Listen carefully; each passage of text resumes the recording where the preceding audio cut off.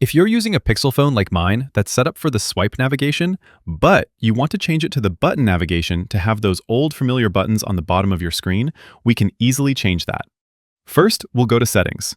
And from there, we're going to scroll down to System.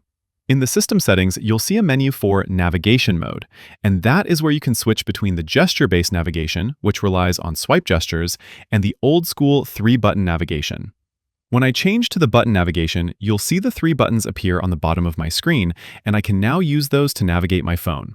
There's a back button, there's a home button, which on the first time asks me what to use as my default home app. This can happen if you have custom launchers installed. And then there's the recent apps button. Nice and easy. If you go back to the navigation mode settings, there's a little gear icon next to the button navigation option. That allows you to choose between 2 button layouts, all the same controls, and they both have the home button in the middle, but you can choose where you'd like to have the back and recent apps buttons. And that's basically it. Click the like button if this helped, and subscribe for more easy guides like this.